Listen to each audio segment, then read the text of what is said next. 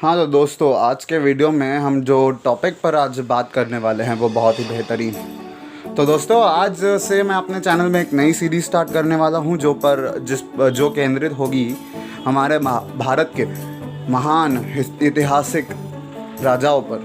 तो दोस्तों, आज हम काफ़ी कंफ्यूज थे कि कौन से राजा से स्टार्ट करें, लेकिन फिर firstly I read out about Chhatrapati Shivaji Maharaj, और वो एक ऐसे राजा थे जिसके बारे में बनाना तो कंपलसरी दोस्तों। तो मुझे लगता है कि बेहतरीन राजा और एक लाजवाब लीडर, एक लाजवाब बुद्धि के इंसान थे शिवाजी महाराज। तो दोस्तों, आज हम उनके बर्थ के पहले की सिचुएशन एनालाइज करेंगे। तो ये जो महीना या फिर अगला महीना जितना भी टाइम लगे, उनका हम जीवन चरित्र डीपली हर एक वीडियो में ड्यूरेशन में हम जानेंगे, क्योंकि एक बहुत महान राजा है और मैं नहीं चाहता कि आप लोगों से जो है उस चरित्र का, उस महान चरित्र का एक भी पार्ट मिस हो। तो दोस्तों, ज़रूर उससे पहले मेरे चैनल को सब्सक्राइब ज़रूर कर लेना, ताकि जो भी नया पार्ट मैं अपलोड करूँ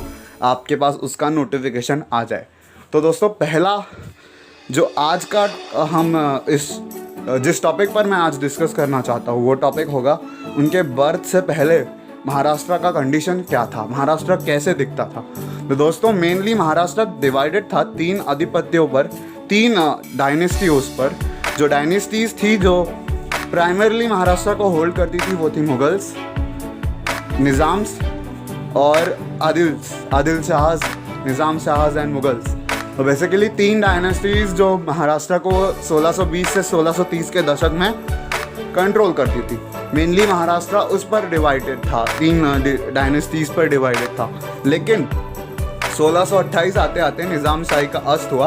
वो हम नेक्स्ट पार्ट में जानेंगे कि उनका अस्त कैसे हुआ और कैसे एक महान सरदार शाहजी राजे भोसले जिन्होंने शिवाजी महाराज को जन्म दिया, वो हम नेक्स्ट पार्ट में जानेंगे। आज के पार्ट की हम बात करते हैं। तो ये 3 डायनेस्टीज पर महाराष्ट्र अवलंबन था, और महाराष्ट्र की जो रचना थी वो तीनों ही, मतलब जो महाराष्ट्र का कंट्रोल था, जो पूरा कब्जा था, वो इन तीनों ही डायनेस्टीज ने हथियार लिया था। जैसे डेक्कन, जो हमारा दक्षिणी प्रदेश था डेक्कन, वो पूरी तरह से इन 3 ताकतों ने हथियार लिया था भारत में बेसिकली।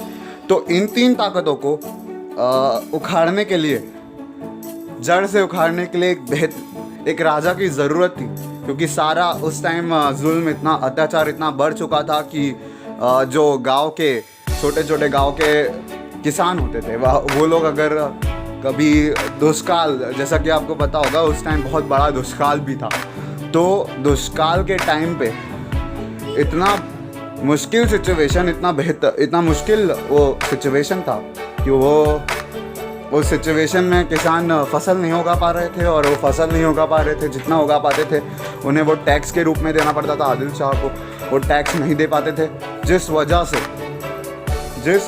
से ये जो सिचुएशन है जो महाराष्ट्र में क्रिएट हुई थी, जो कॉन्फ्लिक्ट क्रिएट हो गया था कि काफ़ी सारा अत्याचार बढ़ रहे थे, काफ़ी सारे अनाज चोरी जा रहे थे, लोग भूखे मर रहे थे, और शॉर्टेज था बेसिकली फसल का, फूड का, काफ़ी पानी नहीं हो रहा था, अनियमित मौसम चेंजेस हो रहे थे, और इस वजह से कह सकते हैं एक डेडली सिचुएशन में महाराष्ट्र था। और महाराष्ट्र ही नहीं, पूरा भारत था उस टाइम। वो 1620 से 1630 का दशक बहुत ही भयावह दशक हुआ करता है हिस्ट्री में भारत के लिए। तो बेसिकली उस समय जो सिचुएशन था हमारे डेक्कन का, काफ़ी ख़राब सिचुएशन हमारे डेक्कन का था। तो दोस्तों, आज नेक्स्ट टॉपिक पे हम जानेंगे कि कैसे मराठाओं के एक बेहतरीन सरदार शाहजी राजे भोसले का उदय होता है। तो और उसके बाद कैसे वो एक महान नींव तैयार करते हैं स्वराज्य के लिए। तो दोस्तों, जुड़े रहिए हमारे चैनल के साथ। वापस मैं वीडियो के एंड में वापस बोलना चाहूँगा कि चैनल को सब्सक्राइब करो और अपने फ्रेंड्स के साथ वीडियो को शेयर करो, और इस वीडियो को लाइक करो, ताकि मैं नेक्स्ट पार्ट भी अपलोड कर पाऊँ।